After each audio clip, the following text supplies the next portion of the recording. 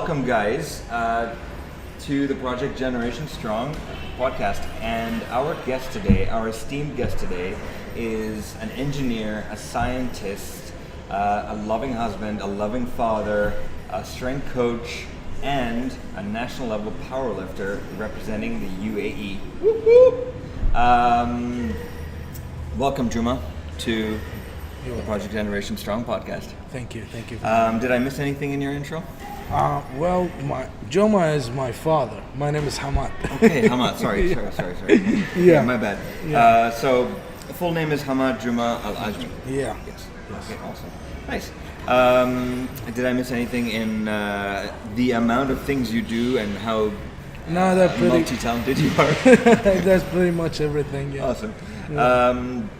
I specifically remember the videos that I first saw when I was in Toronto and when I first added you on Instagram, and I was like, this guy is lifting some massive weights, and it's not a powerlifting gym.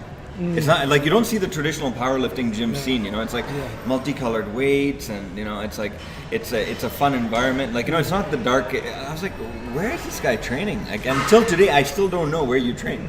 Well, I train in a club called Ballon Club. The gym, it's like a commercial gym. Yeah. Mostly bodybuilders, people who like to change their body composition will come there. The stuff that you see in my videos, like the chains, the bands, the other powerlifting stuff, the bench blocks, all those things are mine. The gym owner recently opened a gym for CrossFit. Oh, wow. He started to get more involved in strength training, but not powerlifting, because you see that powerlifting is not much popular sport here in UAE. Yeah. Or for many reasons. People don't know about the sport, and people think it's scary. And you will get injured. You will hurt your back. You will hurt your knees, whatsoever.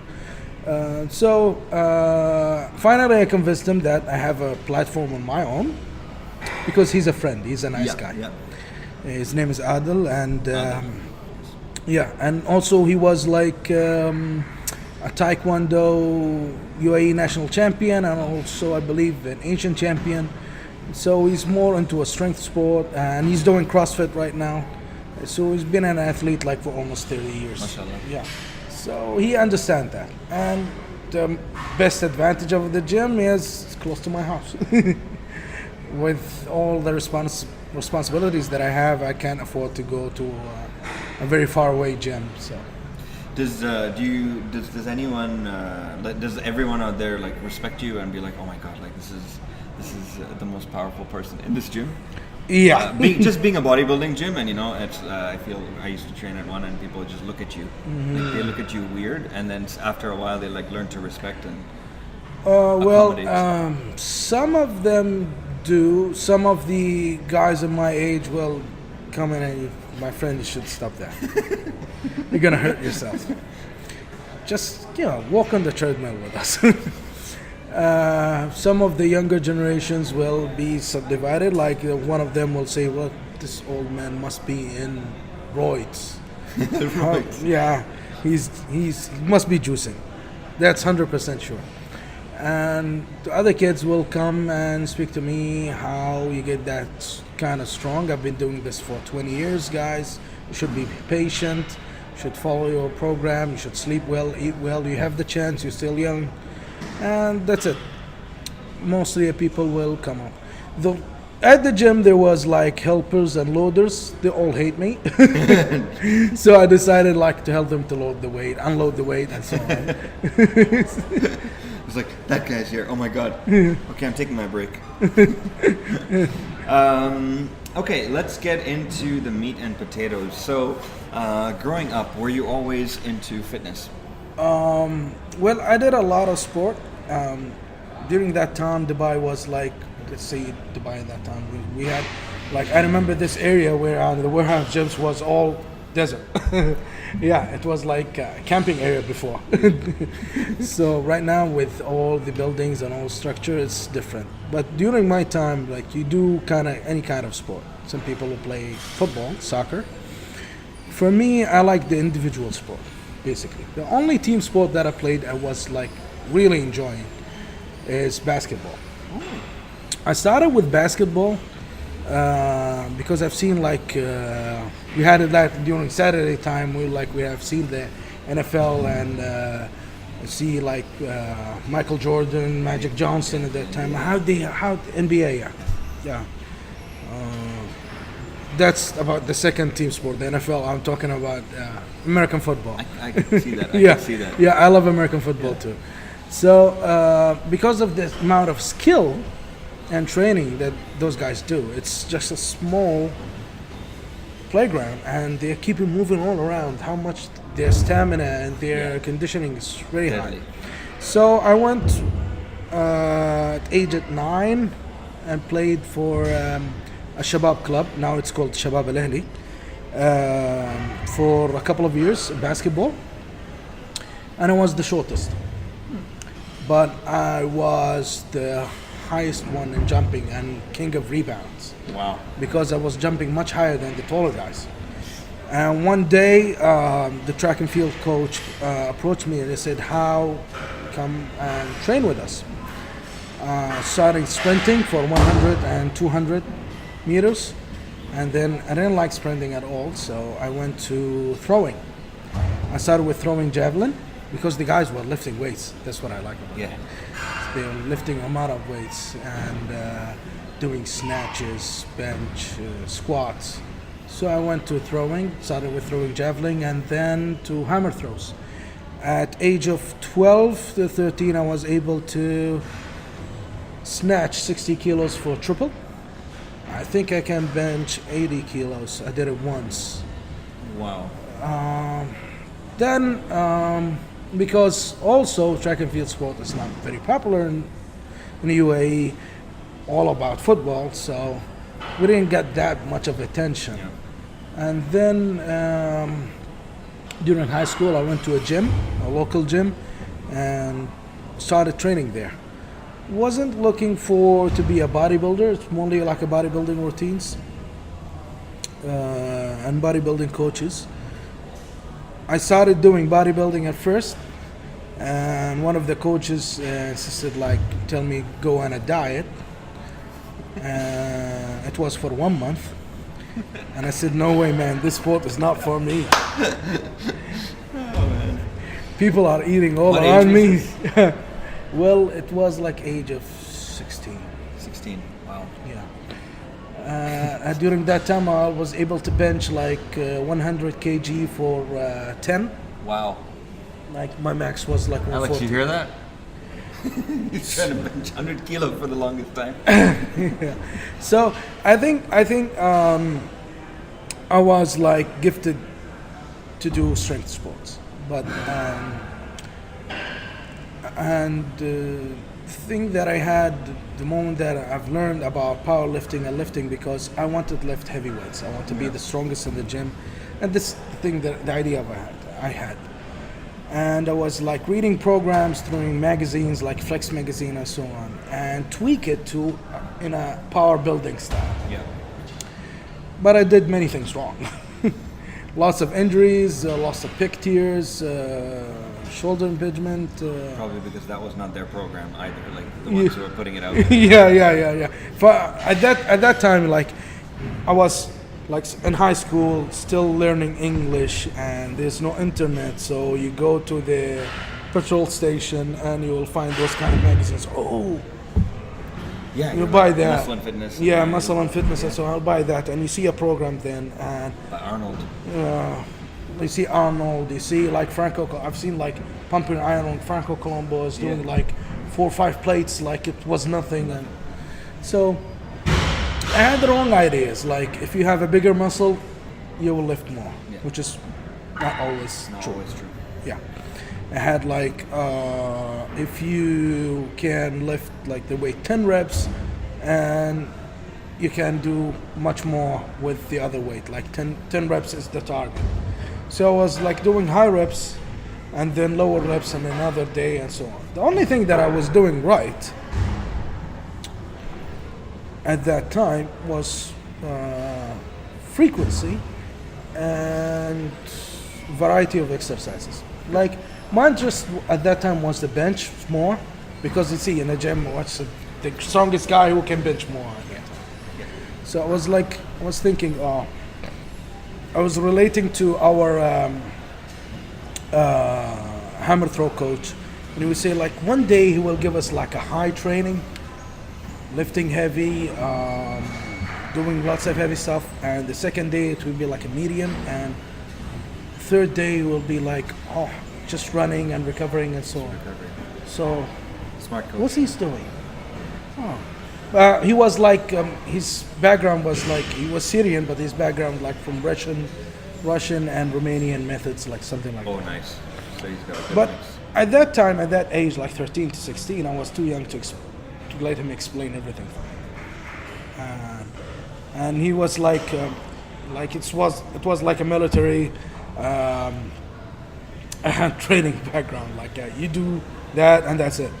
So we keep on doing, and when I thought about how he's doing that, that's kind of when I start learning about the sport. That's kind of periodization. Yeah. Okay, so, and the frequency of the bench. So I start doing like, one day I will have like the main flat competition bench, and the next day I will do the accessories like the shoulders and incline bench and whatever. And on the fourth or fifth day I will do like the dumbbells and hypertrophy training. Okay. That worked fine, and I kept rotating exercises. Because at that time I was I read an article on Flex magazine. It talked about adaptation and so on. So I adapted to this program. I don't feel any change, so I need to change it. And that's how I learned about this stuff. And then the internet came in. When I go to the college, first college, and I studied in, now they call it Khalifa University. It was like Etisalat College from the Etisalat company. And when they started the internet, we were the first college that we have the internet. And then the internet information came in, and I started reading about all the stuff and continued training. Then I've reached a level of bench. I think at that time I'll be like at the top, but I lost it all. I was able to do 180 kilos like for 10 reps. Wow. I did once in a local gym competition, 215 kilos for 1 rep max. I remember a bet with a guy. I did like dips for 8 reps with 80 kilos in a belt, and I weighed like about 115 at that time. 15 kilos. Amazing. So for people who don't know, I'm just doing the mental math and I'm like, holy moly. So the 180 kilo bench is about 390, 395. 395, like 400 pounds almost. Yeah. And first of all, you see how easily he lifts that mug? It's like the Desolation of Smog mug, which Yeah. he lifts so easily. And I think the 80 kilo dip is about 200 pounds around your waist. Yeah, So- less than 180, 190. So we're talking about like a 400 pound bench for 10 reps, and then we're talking about a 200 pound dip for 8 reps, Yes. and you only weigh 250. Yeah, That's ridiculous. That's amazing. yeah, at that time. So, when I went up to the college, studying was hard. It was tough. I went to electronics engineering, like spending a whole day till night working in the labs, assembling circuits, and we went to a program, like a 5-year program, and an honors degree, and it was like monitored by Bradford University in UK. So it was very hard. Amazing.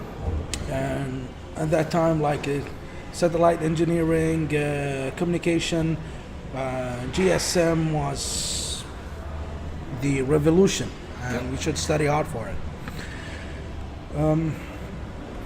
Then I stopped doing all kind of sport for almost 10 years. Just because you were studying and you wanted to focus?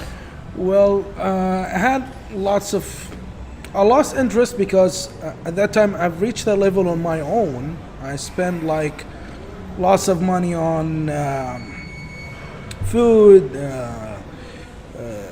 let's say buying books, reading, asking people around, and I wanted to compete.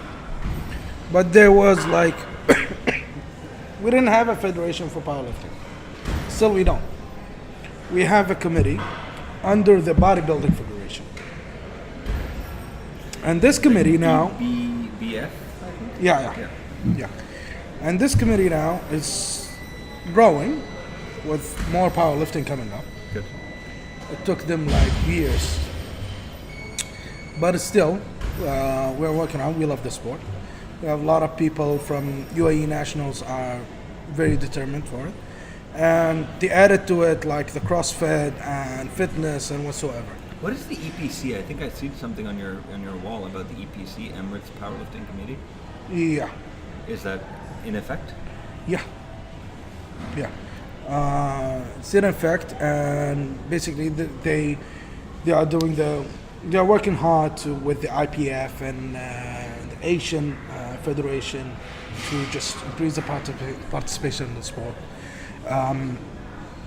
And this is what happened. Like, I went back on 2011. I was way too heavy.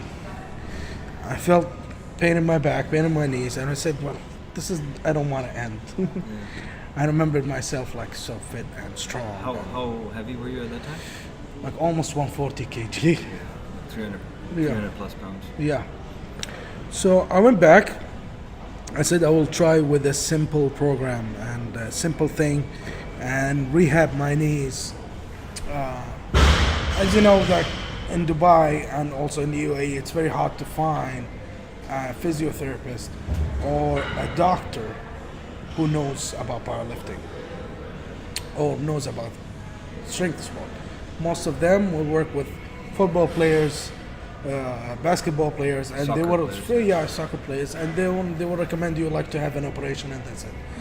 And they kind of had an injury in my knee. It's really bad, but and all the doctors said me you need to have an operation, and I said no. I start reading about rehabbing and training and so on, and I started with a simple program, 531. I've read it. I like the idea of Jim Wilder, try simplify things, and basically the idea of it's a progressive overload and let's see linear periodization, simple stuff. And I said, okay, I'll go ahead and start. Let's try to lose some weight and build some muscle. And I started with like when it's very hard to get to a 90 degrees angle squat with an empty bar. Within like couple of years, I reached 240 kg squat, 1 rep max. What? Within couple. And where did you start? From zero. But it took me a while to rehab my knee, and it was okay. I'm gonna retire. I'm just retiring at this age. Well, I don't see it as impressive at all. I mean, I've seen those guys in the U.S. and in Eastern Europe. Yeah. But 2 years to get those kind of results. Well, I think the because I have a solid foundation before. Yeah. And sometimes, like when I coach people and they never lifted a weight in their whole life. They never did any kind of sport in their whole life, so it's really difficult for them. Yeah. But because I think the body mechanics. You've been doing bodybuilding and you've been doing stuff like that. Yeah. Right, Well, bodybuilding I did for 1 month, 2 months at most. Just training in general now. Yeah. But the rest was like, oh, I'm gonna get stronger. I mean, you already had that whole rhythm where like heavy, medium, light, heavy, medium, light. You already had the rhythm going. So Yeah. this just probably a good like structure, I think. Yeah. And when the shows that would keep me going is like I used to see strongman competitions on TV sometimes. Who's your favorite strongman? Lots of canvas. I like the guy who's he's not competing anymore. It's Manfred Hubel Manfred Hubel. with the biggest arms. Yeah, okay, I've seen that guy. I think I know who you're talking about. Yeah. Like so he was from the Kazmaier time, no? Yeah, Is that true? yeah. And Bill Kazmaier is, let's say, he's a legend. I've seen like Bill Kazmaier deadlifting and all the massive traps and the upper back. Yeah. So back to the whole story. I went to 240 kg max, deadlift 260 kg, and bench I was like 170 kg. And then I started like, at that time the federation approached me. I joined the guys, and they told me, well, where are you all those years? I said, well, I'm busy. I got married, I got kids, I built my own house, I secured myself, and then that's it. MashaAllah. I will go and take care of myself right now. But when you start taking care of others, you start forgetting about yourself. Yes, So, 100%. so during that, like 2012, 13, at the beginning of 14, I was like getting much more of losing the kind of momentum, because when the guys approached me, I was like coaching, instructed me to coach the younger ones, How young? the junior and sub-junior classes. What sport was this? Powerlifting. Powerlifting. Yeah. They compete in the Asian Federation under EBBF. So like they are 4 or 5 kids. And I had like younger ones coming for me with my own. I said, oh, well, we want us to coach us and train us and so on. With a full-time job, kids, and coaching others, I was like, today I'll train, maybe I'll train tomorrow.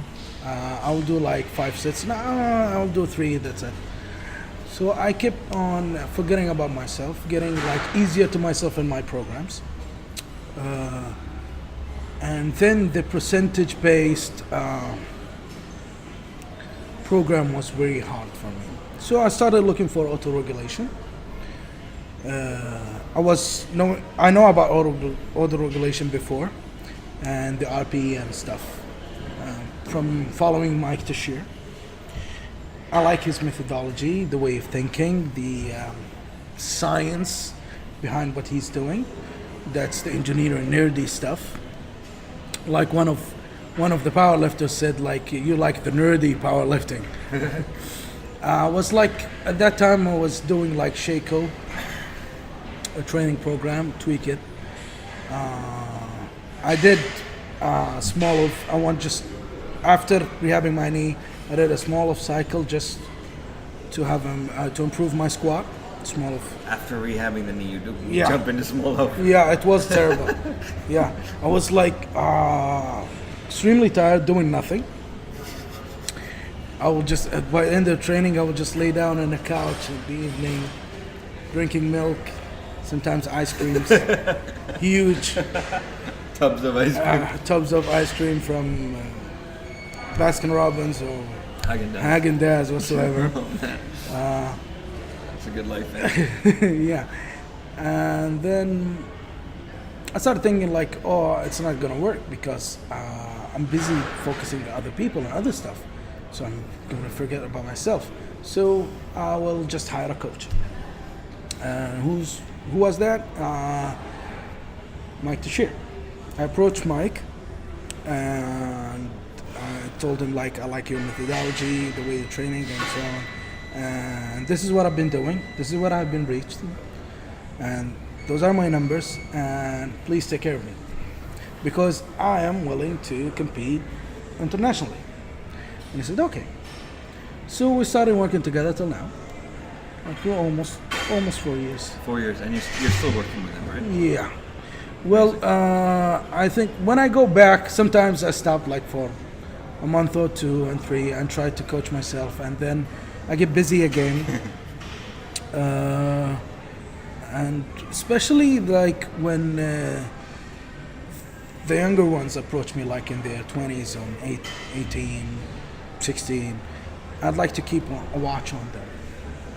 That's very important for me because here in the federation and UAE Federation and Dubai and UAE, we want to have clean sports. Yeah.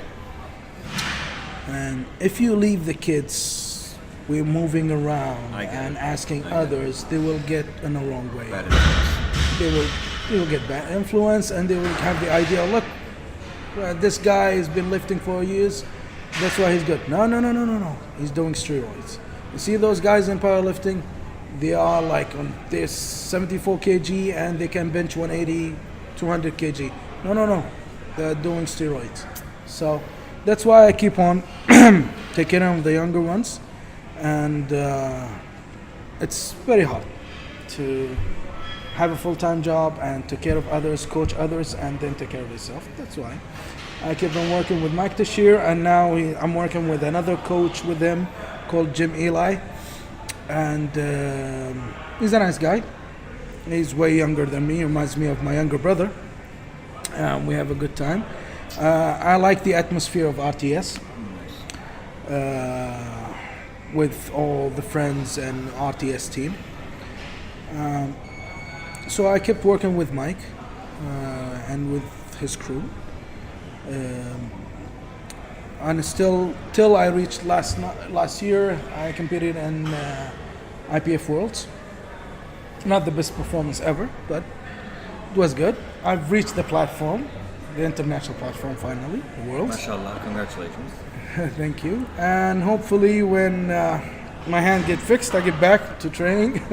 Yes. How's that going? So for people who don't know about it, could you give us a quick what happened? Well, I was driving home and one of the a car just hit me directly when I was driving in the middle. And I broke, on the left, and I broke this knuckle and 2 fingers, and I kept my hand on cast for almost 6 weeks. But you still didn't stop training, did you? Well, I kept doing like some bodybuilding stuff, leg extensions, leg curls, front squats. A lot of front squats. This is what I can do. I was hoping like at that time to have a safety squat bar, but in the gym we don't. I'm thinking of buying one. Lots of front squats. I didn't bench at all because I can't have the load on this hand because of the knuckle. Yeah. Now it's okay, but it's still the range of motion is not fully, so I cannot extend it.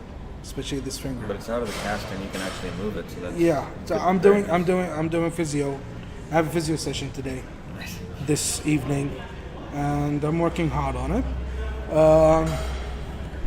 Sorry, I know we got sidetracked. Yeah. I think won't be an issue with. It will be an issue with the deadlift, because deadlift with strength, grip strength you need it. But with the squats, no problem. Yeah. Okay, so we were talking about competition life. So you started competing when?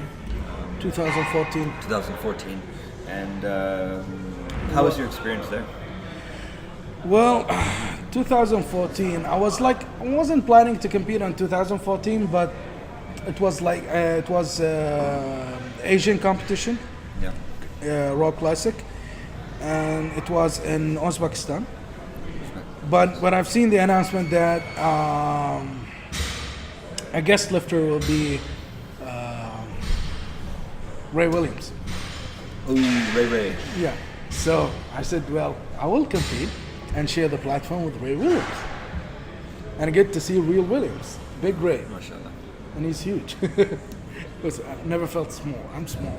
And I told him, like, back at home, they asked me, oh, where a big guy, come here, big guy, come here. When I see you, they are totally wrong. And I took a photo with him.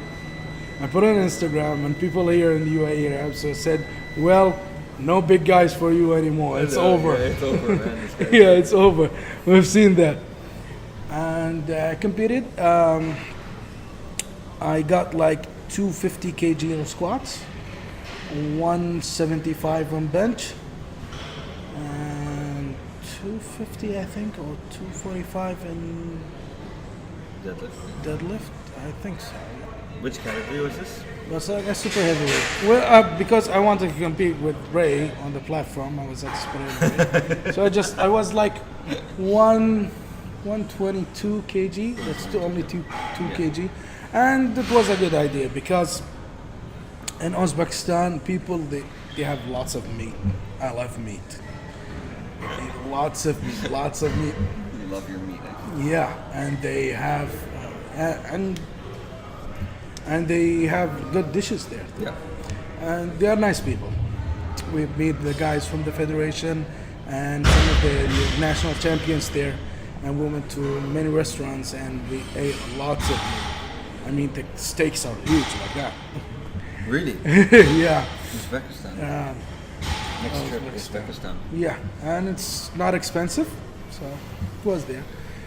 That was in 2014, and then 2015, we had we couldn't go for the federation because we have lots of administrative issues to sort out. Yeah. 2016, we didn't compete either. I think so, because I think the competition was in New Zealand. Okay. Because of the competition was so far, I think no one will come. So you'll be competing like with just a couple of people, and it's a far trip. And I had something to do with it. I was busy with something. I'm not sure. Sad. Yeah. 2017, let's go for Worlds. And that will be like 2017 Worlds. I did like 260 squat. It was during Ramadan time. I was fasting. Are you serious? It was a big mistake. Wow. I did like 260 kg squat. I had lower back pain, so I didn't do on the deadlift. It's 240. Bench, I did 175. 170, I'm not sure. And that's it. Then I went back. It was like a huge boost for me. Seeing like Jason Mike benching more than I can squat. I've seen like Grant Higa. You were fasting. Yeah, but I asked that time, he said, well, during traveling you shouldn't be fasting, so. And it was like a fasting 16 hours, so. It was that like on last attempt of squat, like 275, I got like, I've seen stars at the bottom, so I was going to fall. So I went back, trained hard. December, Asians. I got second place, did 275 kg in squat. Didn't manage the back pain, so I got like 235 on deadlift, and that's it. I couldn't lift it to 2 attempts, and did 190 kg in bench. So I got the second place, and I think within a year or two I'll be like I will get into the platform of Worlds. That's my goal anyway. That's crazy, man. Like to have such so many people, they stop training when they're fasting, and for you to compete at the highest level, that's amazing. Mashallah. But of course, I can only imagine what would happen if you were fasting. Demolish everyone. Yeah. Well, in the Worlds, there are a lot of people that are stronger than me. I've seen like lots of them. But the thing about powerlifting, people they don't know about powerlifting. It's not an individual sport. You compete individually, but you have your friends backing you up. You have your coaches. You have your family. You have everything. Yeah. And without that, you're nothing. And the thing that I love about powerlifting is we gather together, and from different areas, from different nationalities, from different backgrounds, different races, and we forget all